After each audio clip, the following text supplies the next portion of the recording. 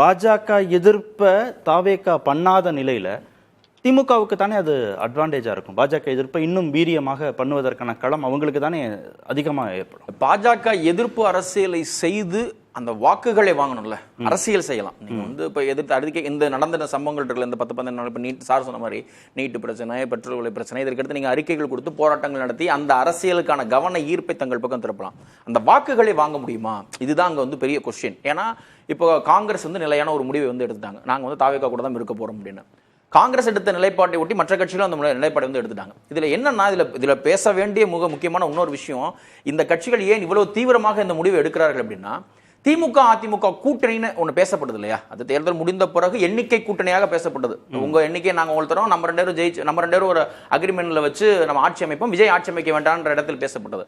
ஆனால் அதற்கான electoral political alliance இருக்குல்ல, அந்த வாய்ப்பை 2 பேரும் இன்னும் மறுக்கல. அது சார் வந்து குறிப்பிட்டு காட்டினாரு. இப்ப நீங்க மிகப்பெரிய குற்றச்சாட்டை உதயநிதி மேல வந்து சொல்றாங்க, நீங்க திராவிட இயக்கத்தினுடைய 100 ஆண்டு கால மரபுகளை குளிதோண்டி புதைத்து நீங்கள் வந்து அதிமுகவோட கூட்டணி செல்வதற்கு அவர் முயற்சித்தார். இன்ன வரைக்கும் அவர் வந்து மறுக்கல.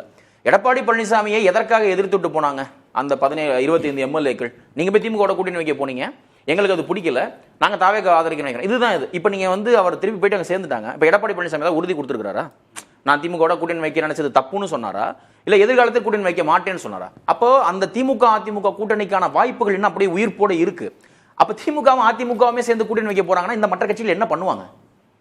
திமுக அதிமுக சேர்ந்து கூட்டணி வைக்க போறாங்கன்னா இந்த மற்ற கட்சிகள் எல்லாம் இருக்காங்கல்ல, அவங்க வந்து என்ன பண்ணுவாங்க?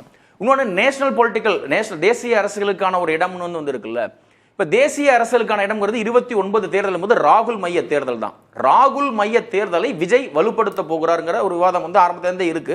இப்ப அவர்களுக்கு இடையிலான தேசிய அளவுல தென்னிந்திய அளவில் வந்துட்டு விஜய் ராகுல்ங்கிறது வந்து ஒரு பெரிய எதிர்பார்ப்பு உள்ள 2 தலைவர்களுடைய கூட்டாக வந்து இருக்கு. இப்ப இந்த தலைவர்கள், அதாவது மதச்சார்பற்ற அரசியலை 2017 தொடர்ந்து வந்து பேசிக் கொண்டிருந்த இந்த தலைவர்கள், இவங்க போய் அங்க சேர்ந்தாலும் சேரலனாலும் விஜய் ராகுல் கூட்டணி தான் 2029 தேர்தலில் மதச்சார்பற்ற வாக்கு வங்கி தளத்தை வந்து பெரிய அளவில் வந்து கைக்கொள்ள போகிறது. நம்பர் சீட்ஸ்ல வேணா 1-2 குறையலாம், அதாவது ஒட்டுமொத்தமா மற்றவர்கள் எல்லாரும் போயிட்டு வந்துட்டு திமுக பக்கம் நின்னு இல்ல அந்த அளவுக்கு அவர் நகர்றாரா காங்கிரஸ் நோக்கி? கேரளா முதல்வர் பதவியேற்பு நிகழ்ச்சியில விஜய் வந்து பங்கேற்கல, டெல்லியில பிரதமரை சந்திக்க போகிறார், மறுநாள் சோனியா காந்தியும் ராகுலையும் சந்திப்பார், விருந்தில் பங்கேற்கிறார்னு செய்திகள் வந்துச்சு. அந்த சந்திப்பும் ரத்தாகிவிட்டது.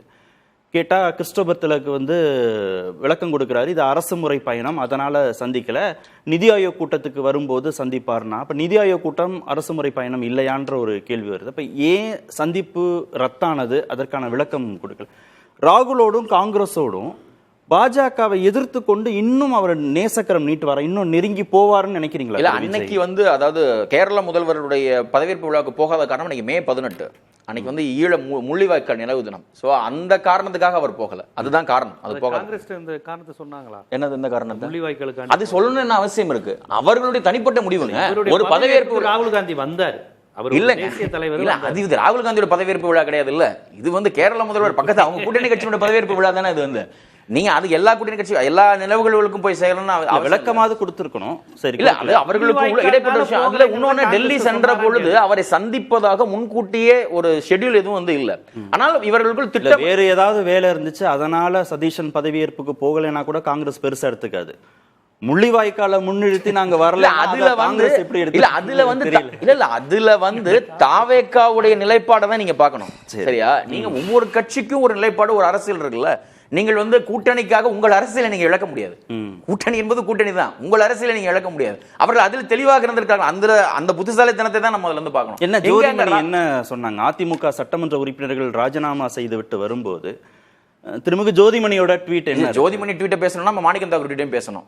அது 2 தலைவர்கள் அவரை வந்து கொறடா, அவர் நாடாளுமன்ற குழு கொறடா. எது சாதகமா இருக்கோ அதை எடுத்துக்கலாம். இல்ல, அது சாதகத்தையும் பேச முடியாது, பாதகத்தையும் பேச முடியாது. அங்க வந்து கட்சிகள், அங்க இருக்கக்கூடிய தலைவர்களுக்கு இடையில வந்து சில கருத்து வேறுபாடுகள் இருக்கலாம். அவரு மாணிக்கம் தாக்கூர் அதுல ஜோதிமணி சொன்ன முக்கியமான செய்தி என்னன்னா, நீங்க இந்த குதிரை பேரத்தை வந்து என்கரேஜ் பண்றீங்கன்னா, தேசிய அளவில் காங்கிரஸ் இந்த மாதிரி ஒரு பிரச்சனையை சந்திக்கும் போது, பாஜகவால் பாதிக்கப்படும் போது நீங்க குரல் எழுப்ப முடியாத அளவுக்கு தள்ளப்பட்டு விடுவீர்கள் அப்படின்னு அவங்க சொல்றாங்க. ஏன்னா இது கடந்த காலத்துல பாஜகவால் காங்கிரஸுக்கு நடந்திருக்கு, பாதிக்கப்பட்டிருக்காங்க, தேசிய அளவில் அதற்கான குரலும் எழுப்பப்பட்டிருக்கு. தாவேக்காவோட கூட்டணி இருக்கிறோங்கிறதுனால தாவேக்கா செய்யறது சரின்ற இடத்துக்கு காங்கிரஸ் வந்து நகரல. இல்ல காங்கிரஸ் ஒட்டுமொத்தமா அப்ப சரி தவறுன்ற இடத்துக்கு காங்கிரஸ் நகரல. அங்க ரெண்டு தலைவர்கள்ன்ற கருத்தை சொல்றாங்க அவ்வளவுதான். ஒட்டுமொத்தமா வந்து மாநில கான்செப்ட் காங்கிரஸ் இல்ல ஒட்டுமொத்தமா மாநில காங்கிரஸ் கமிட்டியில் இருந்தோ இல்ல தேசிய காங்கிரஸ் கமிட்டியில் இருந்தோ அறிக்கைகள் வந்து வரல. சரி, ஏன் ராகுலையும் சோனியாவும் சந்திக்கலங்கிறதுக்கு விளக்கம் கொடுத்திருக்காரா? இல்ல அதுதான் அன்றைக்கு மறுநாள் வந்து கர்நாடகத்தில் வந்து சித்தராமையா அவருடைய பதவி விலகல் அது சம்பந்தமான வேலைகள் அவர் வந்து இருந்தார். ராகுல் வந்து கர்நாடக காங்கிரஸில் வந்து அன்னைக்கு மறுநாள் ஆட்சி மாற்றத்துக்கான முதலமைச்சர் மாற்றத்துக்கான அமைச்சரவை மாற்றத்துக்கான வேலைகள் போயிட்டு வந்தாரு. அதுல இருந்தார். அதனாலதான் அந்த சந்திப்பு நடக்கலன்னு தான் இவர் பேட்டி கொடுத்தாரு. பிரவீன் சக்கரவர்த்தி அவர்கள் வந்து பேட்டி கொடுத்தாரு. தாவேக்கா தரப்புல யாராவது சொன்னாங்களான்னு கேக்குறேன். இல்ல அதுதான் அபிஷியல் ஷெட்யூலே லிஸ்ட்ல இல்லையே. இப்போ இந்த அரசு முறை பயணத்தில் இந்த சந்திப்புகள் இருக்குன்னு அவர் அறிவிச்சிருந்தா அவர்கள் வந்து அபிஷியலா வந்து சொல்லிருப்பாங்க. வந்து இவங்களை சந்திக்கிறாங்களா இல்லையாங்கிறது உறுதிப்படுத்தப்படாத ஒரு நிகழ்வு வெளியில் வந்து செய்திகளாக மட்டும் தான் பேசப்பட்டது. கேட்ட கேள்விக்கு அவர்கள் காங்கிரஸ் தரப்பில் இருந்து அதுக்கு வந்து பதில் சொல்லியிருக்காங்க. இல்ல நெருக்கம் காட்டும்னு நினைக்கிறீங்களா? பாஜக 29 வரை கூட்டணி அறிவித்து விட்டு தானே உள்ளே வந்திருக்காங்க. நீங்க வந்து இவ்வளவு நெருக்கடிகளுக்கு நடுவில் வந்து பாஜக தான் வந்து திமுக அதிமுகவை இணைத்து வைத்து விஜய் முதலமைச்சராக வந்துவிடக் கூடாது என்று ஒரு செயலை செய்யறாங்கன்றவல்ல வந்து இருந்தப்போ பக்கத்துல ராகுல் காந்தியை உட்கார வச்சு தானே முதலமைச்சராக பதவி இருக்கிறார். அவர் வந்து அவருடைய முதலமைச்சர் சேம்பர்ல இன்னமும் வந்து பெரியார் படத்தை மாட்டி வச்சுட்டு தானே அவர் வந்து இருக்கிறார். சார் நிலைப்பாடுகள் சார்ந்து நீங்க வந்து அவரை எப்படி அதை கையாளணும், அரசாங்கத்துக்கு ஒட்டி அரசாங்கத்தில் இருக்கிறோம் அதிகாரத்தில் இருக்கிறோங்கிறத ஒட்டி எப்படி கையாளணுங்கிறது வந்து வேற. கூட்டணியில எல்லாம் எந்த பாதிப்பு வராது. இன்னொன்னு அதுல முக்கியமா கவனிக்க வேண்டியது திமுக காங்கிரஸ் இன்றைய அலையன்ஸ்ங்கிறதுல அது ஜெனரேஷனல் அலையன்ஸ். அது வந்து நீங்க வந்து ஒரு சில தலைவர்களுக்கு இருக்கக்கூடிய கருத்து மாறுபாடுகள்ங்கிறது அது எல்லா காலத்திலையும் வந்து இருந்திருக்கு. நீங்க வந்து 2011 தேர்தலின் போது கூட தாவேக்கா காங்கிரஸ் அலையன்ஸ் சொல்றீங்க. சாரி மன்னிக்கணும் தாவேக்கா காங்கிரஸ் அலையன்ஸ்ங்கிறது ஒரு ஜெனரேஷனல் அலையன்ஸ். அதற்கு முன்பு இன்ஃபேக்ட் 2004 வந்துட்டு திமுக காங்கிரஸ் அலையன்ஸ் வந்தபோது அதுவும் ஜெனரேஷனல் அலையன்ஸ் தான். அதனாலதான் 20 ஆண்டு காலம் நீடித்தது. சோனியா காந்தியினுடைய தலைமை முழுவதுமாக வீழ்ந்த பிறகுதான் இந்த அலையன்ஸ் வந்து மொத்தமா வந்து மாறி இருக்கு. இப்ப இந்த அலையன்ஸ் ஒரு ஜெனரேஷனல் அலையன்ஸ் வந்து அது ஒரு சில தலைவர்கள் கருத்து மாறுபாடுகள் அது எப்பவுமே இருந்திருக்கு. நீங்க 2011 தேர்தலின் போது கூட காங்கிரஸோட கூட்டணி வைப்பதற்கு அதிமுக பேசுது. அதெல்லாம் இருக்கதான் செய்யும். ஆனால் ஒரு தலைமையாக ரெண்டு பேர் என்ன முடிவு எடுக்கிறார்கள்? ராகுலும் விஜயும் சேர்ந்து நிற்க போகிறார்கள். இந்த பக்கம் திமுக அதிமுக சேர்ந்து நிற்பதற்கான வாய்ப்புகள் இருக்கு. அப்ப இந்த சூழலுக்கு இடையில தாங்கள் என்ன முடிவு எடுக்க முடியும்? திமுகவும் அதிமுகவும் நாடாளுமன்ற தேர்தலில் கூட்டணிக்கு இருப்பதற்கான வாய்ப்புகளை வந்து மறுக்க முடியாது இல்ல. இது வரைக்கும் மறுக்க முடியாது. அதற்கான புள்ளி இருக்கான்னு பேசுவோம்.